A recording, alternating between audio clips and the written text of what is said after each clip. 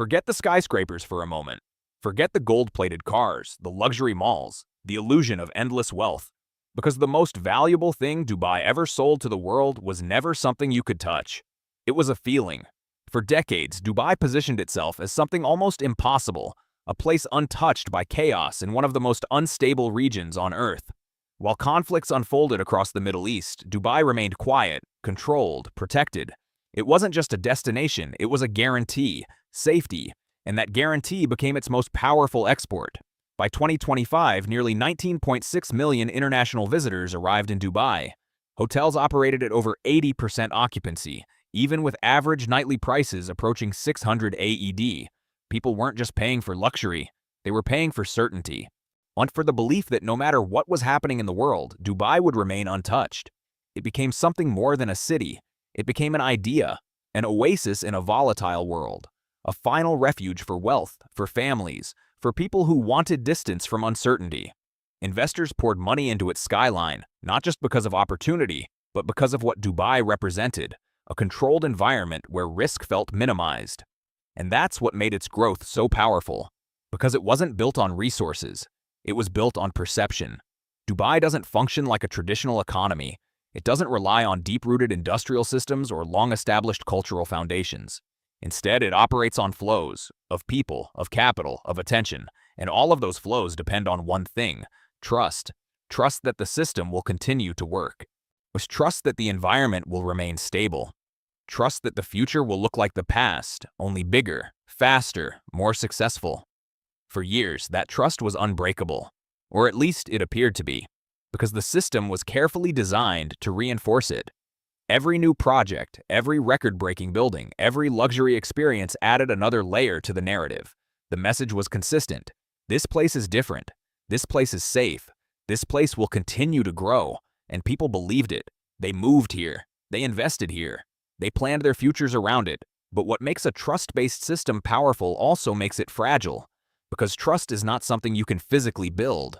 You can't pour it into concrete or shape it into steel. It exists only as long as people believe in it. And the moment that belief is questioned, even slightly, the entire system begins to shift. That's the hidden risk. Not visible during times of growth. Not obvious when everything is working. But always there, beneath the surface. Because when a system depends on perception, it must constantly protect that perception. It cannot afford cracks, and for decades Dubai avoided them, or managed them, or kept them out of view, until one moment changed everything. Not gradually, not over time, but instantly. Because when the foundation of a system is built on trust, it doesn't erode slowly, it breaks all at once. And when it does, what people begin to question is no longer just the event itself. They begin to question everything that came before it. Was it really as safe as it seemed? Was the stability real or constructed? And neither was the system as strong as it appeared, or just carefully maintained. And once those questions begin, the illusion that supported the entire structure starts to weaken. Because Dubai was never just selling luxury, it was selling certainty. And certainty, once broken, is the hardest thing to rebuild. It happened on a night that didn't feel different at first. The skyline still glowed. The city still moved. The illusion was still intact, at least for a few more hours. But then something shifted, not gradually, not subtly, but in a way that instantly broke the pattern people had come to expect. On the 28th of February, 2026, the sky above Dubai changed. What was once filled with fireworks and controlled spectacle was suddenly cut by streaks of light that didn't belong there. Missiles and drones crossed the night in sharp, unnatural lines, replacing celebration with uncertainty. For a city built on the promise that conflict would always stop at its borders, this moment carried a weight far beyond the physical damage it caused. Because the real impact wasn't what was hit, it was what was revealed. Images began to circulate almost immediately. The Burj Al Arab, one of the most recognizable symbols of Dubai's perfection, no longer looked untouchable. Parts of its structure appeared damaged, disrupted by the aftershocks of nearby explosions. The Fairmont The Palm complex showed similar signs of impact. These weren't just buildings, they were icons, carefully curated representations of stability and luxury, and now they looked vulnerable. At the same time, the city's most critical system began to falter. Dubai International Airport, But once the busiest gateway in the world with over 95 million passengers annually entered a state few had ever imagined. Flights were canceled in rapid succession. In just one day, 228 departures disappeared from the schedule. Inside the terminals, the usual flow of movement slowed, then stopped. Waiting areas that once carried the constant rhythm of global travel became quiet, not peaceful, but empty. And in systems like this, emptiness spreads quickly. Within hours, thousands of bookings vanished. Around 8,450 reservations were wiped out almost instantly, not rescheduled, not postponed, canceled. A reaction driven not by analysis, but by instinct. Because when people feel unsafe, they don't wait for confirmation. They act. And that reaction matters more than any official statement. Because perception moves faster than reality. Experts began to estimate the broader impact.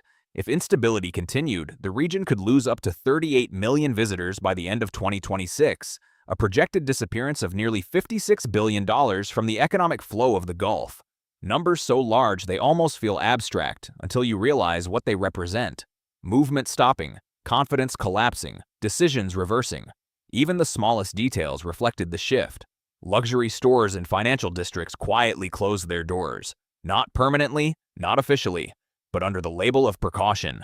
Apple, Gucci, brands that rarely move without careful strategy, began to withdraw. And in markets like this, those signals are never random. They are early indicators of a change in direction. But beyond the numbers and the brands, there was something else, something harder to measure: fear. Not the loud, visible kind, but the quiet version that changes behavior, that makes people reconsider plans, that turns excitement into hesitation, that replaces long-term thinking with immediate exit strategies. Because for years, Dubai's greatest advantage was psychological. People didn't just believe it was safe, they felt it, and feeling is what drives action. So when that feeling disappears, even temporarily, the consequences are immediate. Families who once planned vacations now plan departures. Investors who once saw opportunity now calculate risk. Residents who once felt secure begin to question whether that security still exists. And that's what makes this moment so different. Because the damage wasn't limited to infrastructure. It reached into perception, into belief, into the very foundation that held everything together. Inesdin Allow. Because a system built on trust does not need widespread destruction to break. It only needs a moment that contradicts its core promise. And that's what this night became. Not the beginning of physical collapse, but the beginning of doubt. And once doubt enters a system like this, it doesn't stay contained. It spreads, from people to markets, from markets to decisions, from decisions to outcomes. And suddenly, a city that once felt like the safest place on earth begins to feel like something else entirely. Not dangerous, but uncertain, and in a system built entirely on certainty.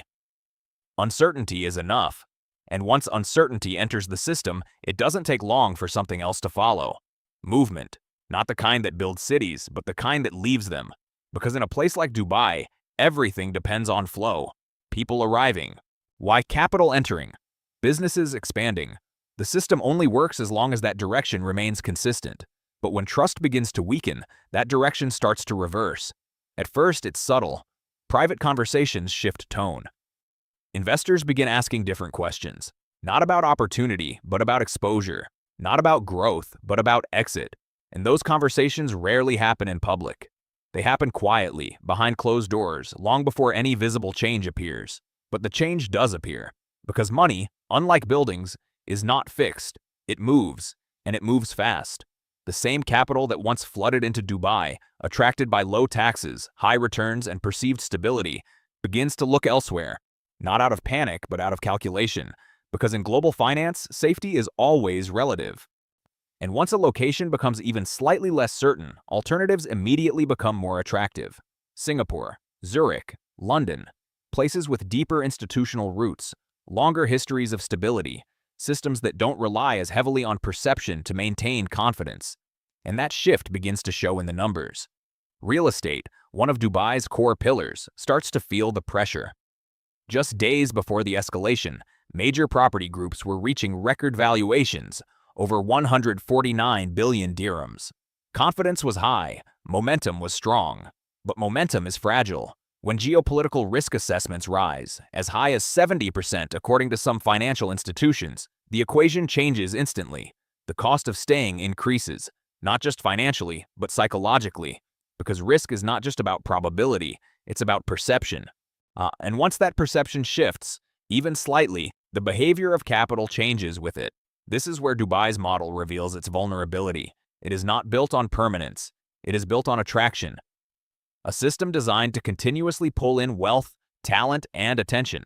But attraction works both ways. If something can draw people in, it can also push them away. And when it does, the effect is amplified. Because the system is not anchored by deep-rooted population stability. Nearly 88% of Dubai's residents are expatriates. People who are there by choice, not by obligation. They stay because it makes sense, and they leave when it no longer does. That's what creates the quiet exodus. Not a sudden evacuation, but a gradual withdrawal. Golden visas, once considered tickets to a secure future, begin to lose their appeal. Not because the benefits changed, but because the underlying promise no longer feels guaranteed. Documents that once symbolized belonging now sit unused, packed into luggage as people reconsider their next move. The highways begin to reflect the shift. Routes that once carried constant movement start to feel lighter, not empty, but less alive. The rhythm changes. The pace slows. Inside the metro, trains continue to run, but with fewer passengers. The system still functions, but without the same density, the same energy that once defined it. And this is where the impact becomes deeper, because when high-net-worth individuals leave, they don't just take their money. They take activity. They take investment. They take future plans that were never fully realized. Entire layers of the economy depend on their presence. Not from real estate to retail, from hospitality to services. When that layer thins, everything connected to it begins to adjust, quietly at first, then more visibly. Dubai has long been home to nearly 1,300 family offices and hundreds of hedge funds, a concentration of capital that positioned it as one of the most dynamic financial hubs in the region. But capital is not loyal. It is responsive, and when conditions change, it responds. Not emotionally, but strategically. This is what transforms uncertainty into movement, and movement into consequence. Because once capital begins to leave, the system that depends on it must adapt. Or contract.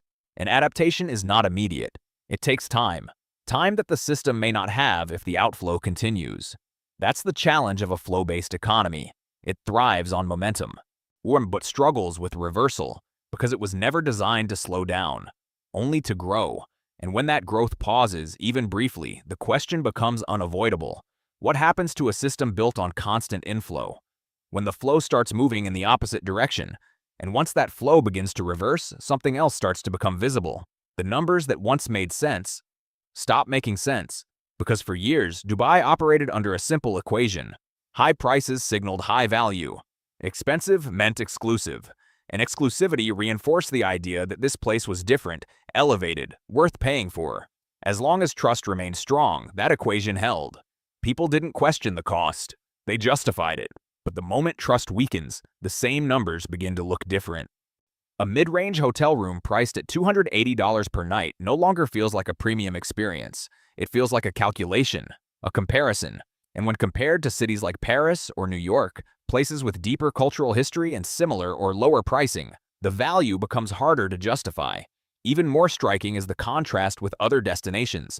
According to cost of living data, Dubai can be more than 90% more expensive than cities like Bangkok, and that difference becomes impossible to ignore when the experience begins to feel less secure. Because price is not just about money, it's about perception of worth. And that perception changes quickly when the environment changes. Something as simple as breakfast begins to reveal the shift. A basic meal costing $45 inside a resort might once have been accepted as part of the luxury experience. But now it feels excessive, almost disconnected from reality, especially when that same amount could provide a full, high-quality dining experience elsewhere. And that's where the illusion starts to crack. Because luxury only works when it is supported by confidence. When people feel safe, they spend freely. They focus on experience, not cost. They accept higher prices because the environment justifies it. But when safety becomes uncertain, the focus shifts. People begin to calculate. They compare. They question. And suddenly, the same pricing model that once signaled prestige begins to signal something else: overpricing. This doesn't just affect tourists, it reaches residents as well. Dubai has long promoted itself as a tax-free environment. a place where income could grow without the burden of traditional taxation. And while that remains technically true, the reality is more complex, because costs exist in other forms. Housing prices in central areas have surged. Healthcare and education, largely privatized, carry significant expenses. Hidden fees accumulate across daily life, creating a financial pressure that is not immediately visible but deeply felt. For many middle-class residents, the equation begins to shift. The benefits that once justified living here start to narrow. And when those benefits shrink while costs remain high, the system begins to feel unbalanced. That's when another change occurs. Hotels begin to lower prices. At first, this looks like a solution, a way to attract visitors back, to stimulate demand, to fill empty rooms. But in reality, it reveals something deeper. Like, it exposes the gap between what was charged and what people were actually willing to pay. Because when prices drop significantly and demand still doesn't return to previous levels, it becomes clear that the issue was never just price. It was value. And value is not controlled by the seller. It is determined by the buyer. That's what makes this moment so revealing. Because it strips away the narrative. It removes the layer of perception that once supported the system. And what remains is a more direct question. Is the experience worth the cost? For many, the answer is changing. Western retirees who once imagined a comfortable life by the coast now reconsider. Why pay significantly more for an environment that feels less stable when similar lifestyles exist in cities like Lisbon or Madrid? With established culture, lower costs, and a stronger sense of continuity, tourists begin to explore alternatives. Destinations that offer authenticity, connection, and comfort without the same financial burden. And slowly, the emotional attachment to Dubai begins to weaken. Because once the experience is no longer unique, it becomes replaceable. That's the danger of a model built on perception. It works as long as the perception is strong. But once that perception shifts, even slightly, the entire structure must justify itself on real terms, on value, on substance, on what people actually receive in exchange for what they give. And if that exchange no longer feels balanced, the system doesn't collapse immediately, but it begins to lose something more important: relevance. Because in the end, people don't just leave because something is expensive. They leave because it no longer feels worth it. And when enough people reach that conclusion at the same time, the illusion of value disappears, and what remains is something much harder to sustain. A system that must now prove itself, without the support of belief. And when belief begins to disappear at the top of the system, the effects don't stay there. They move downward, into the part of the city that is rarely seen, rarely discussed, but absolutely essential to everything above it. Because Dubai is not just a skyline, it is a machine. And like any machine, it depends on the people who keep it running. Nearly 88% of the population is made up of expatriates. But within that number, there is a hierarchy. At the top are investors, executives, and high-income professionals, people who can leave when conditions change. In the middle are service workers and employees who maintain the system day to day. And at the base are the laborers, the ones who build, clean, repair, and sustain the physical reality of the city. They are the foundation. And unlike those at the top, they don't move freely. Many are bound by the kafala system, a structure that ties their legal status directly to their employer. Changing jobs is not simple. Leaving the country is not always immediate. Their options are limited, even when conditions deteriorate, and that creates a different kind of vulnerability. Because when the system begins to slow, when tourists stop coming, when businesses reduce activity, when investment pauses, the pressure doesn't distribute evenly. It concentrates at the bottom. For hotel staff, whose salaries often range between $300 and $500 per month, the shift is immediate. Fewer guests mean fewer hours, fewer tips, fewer opportunities to earn beyond their base income. Yet the cost of living around them remains high. The environment they serve is luxurious, but their own reality exists far outside of it. Construction workers face a similar dynamic. Projects slow down, payments are delayed, in some cases work stops entirely, but their obligations to families back home, to debts incurred during migration, do not stop. And leaving is not always an option, because the system that brought them here was never designed for flexibility. It was designed for efficiency, to supply labor where it is needed, to maintain growth, to support expansion, but not necessarily to protect the people within it when conditions change. That's what makes this layer of the story so difficult to see, because it doesn't appear in headlines. It doesn't show up in investment reports, but it exists in conversations, in quiet observations, A cafe manager noticing that spring break has begun, but the usual influx of Western families never arrived. The space is open, the staff is ready, but the demand is gone. And when employers begin to leave, the situation becomes even more complex. Workers may be placed on unpaid leave. Salaries may be delayed. Contracts may be extended without clear terms. And without the ability to easily change jobs or return home, many are left in a state of uncertainty, not knowing whether to stay or whether leaving would result in losing everything they came for. Because for many, Dubai was never a dream. It was a necessity. But a calculated decision to endure difficult conditions in exchange for the possibility of a better future for their families. Years of work, of sacrifice, of living in an environment that offered opportunity but not always stability. And now, that calculation is changing. Because when safety becomes uncertain, when income becomes unstable, when the system begins to shift, the cost of staying increases, not just financially, but emotionally. And that's when the foundation begins to feel the strain. Not in a way that causes immediate collapse, but in a way that weakens the structure over time. Because a city cannot function without the people who operate it. The ones who maintain the hotels, the infrastructure, the services that define the experience for everyone else. When those people begin to struggle, the effects ripple upward. The service quality changes, efficiency declines. The seamless experience that once defined the city becomes harder to maintain, not because the design failed, but because the human system supporting it is under pressure. And that reveals something deeper. That beneath the luxury, beneath the architecture, beneath the image, there is a dependency, a reliance on a workforce that is essential but not always secure. And when that workforce begins to feel instability, the entire system becomes more fragile. Because you can build the most advanced city in the world. You can invest billions into infrastructure. You can design experiences that attract global attention. But none of it functions without people.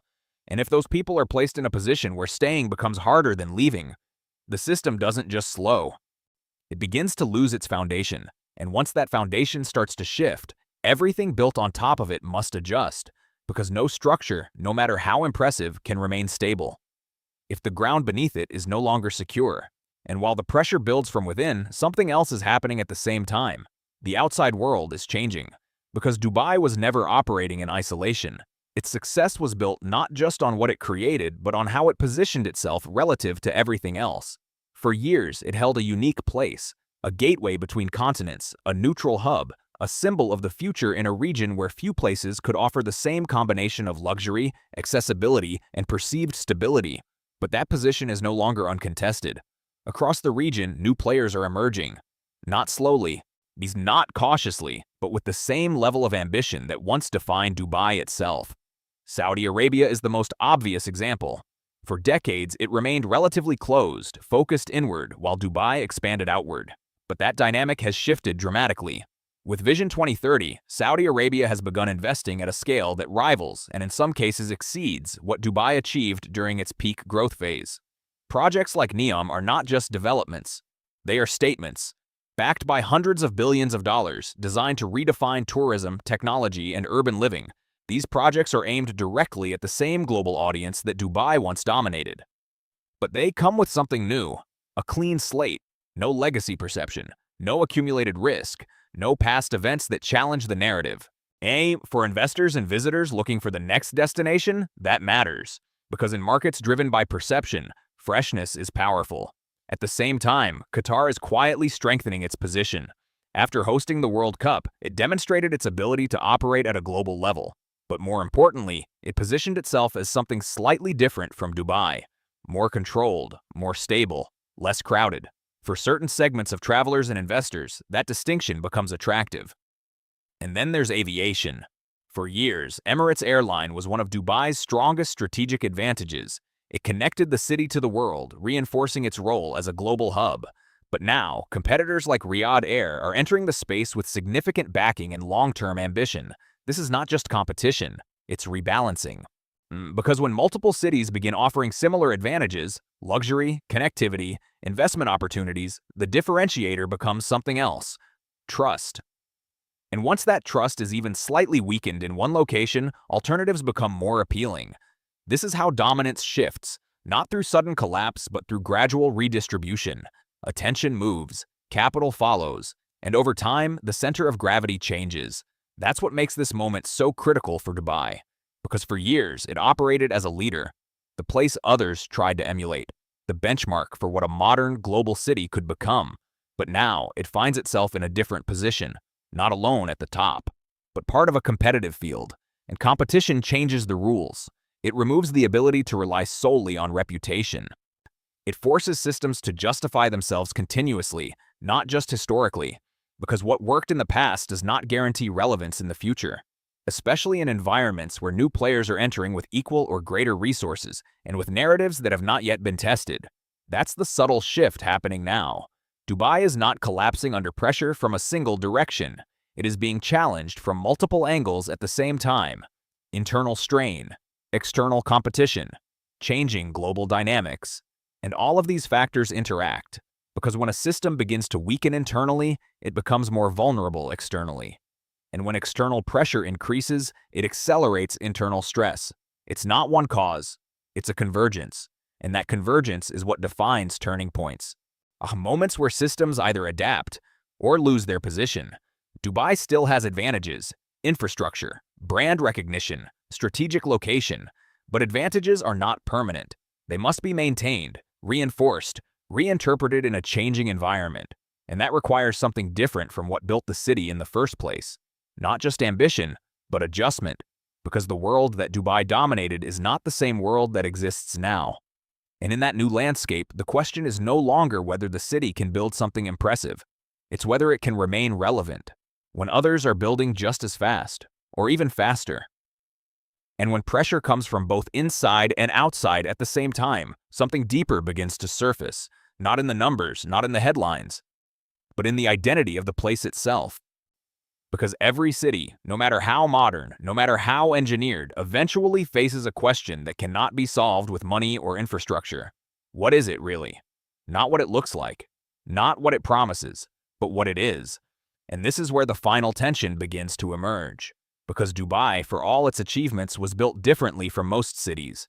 It did not grow slowly over centuries. It did not evolve through layers of culture, tradition, and shared history. It was constructed deliberately, rapidly, with precision and intent, and that gave it incredible advantages: speed, control, scale.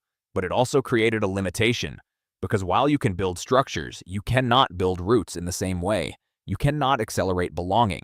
You cannot manufacture a sense of place that normally takes generations to develop. Yeah, and for a long time, that didn't seem to matter, because Dubai offered something else: opportunity, convenience, luxury, a lifestyle that compensated for the absence of deeper cultural grounding. But now, as conditions change, people begin to look for something different. Not just what a place can provide, but what it means. Modern travelers, especially after years of global disruption, are shifting their priorities. They are no longer only looking for spectacle. They are looking for authenticity, for environments that feel connected to something real, something lasting. And this is where Dubai faces its most difficult challenge, because much of what it offers is designed. Artificial islands shaped like palm trees, massive malls that replicate global experiences, and entire districts built to simulate a kind of lifestyle rather than grow organically from it. These were once symbols of ambition. Now, for some, they feel like simulations. Impressive, but not grounded. Even the environment reinforces this tension. During the peak of summer, when temperatures reach 45 degrees Celsius, the city transforms. What once felt open and expansive becomes enclosed. Movement shifts indoors. Air conditioning becomes not a luxury, but a necessity. And in that moment, the city can feel less like an oasis, and more like a controlled environment. A place that functions only under specific conditions. That's where the metaphor begins to form. A glass and steel structure in the middle of a desert, sustained by constant energy input, designed to resist the natural forces around it. And while that design is technically impressive, it raises a deeper question. Can something that depends so heavily on control ever feel truly natural? Because authenticity is not something that can be engineered. It emerges over time, through people, through culture, through shared experience. And when that layer is thin, when it hasn't had time to develop, the absence becomes more noticeable, especially when the external conditions become less favorable. This is what creates the sense of disconnection. In million-dollar apartments, people live next to each other without knowing their neighbors. Services are available instantly with a tap on a screen. Everything functions efficiently. But efficiency is not the same as connection. And connection is what gives places meaning. Without it, even the most advanced environments can feel empty. Not physically, but emotionally. That's the identity challenge. Because Dubai is not just dealing with economic pressure or competition, it is confronting the limits of its own design. A city built to impress the world now has to answer whether it can resonate with it. A place defined by what it has achieved now has to define what it stands for. And that transition is not simple, because it requires a shift from building outward to developing inward, from expanding scale to strengthening substance. And that is a slower process, one that cannot be accelerated in the same way that buildings can. So the final question is no longer about whether Dubai will survive. It will. Cities like this adapt. They evolve. They find new forms. The real question is what kind of city it will become next. Will it remain a symbol of engineered perfection? Or will it transform into something that carries deeper meaning? Because in the end, the most valuable thing any city can offer is not luxury, not scale, not even opportunity. It is belonging, and that is the one thing that cannot be built overnight. Dubai still stands, shimmering, impressive, but no longer unquestioned, because once the illusion fades, what remains is reality, and reality asks a different kind of question. Not how big something is, but how real it feels. And the answer to that question will define everything that comes next.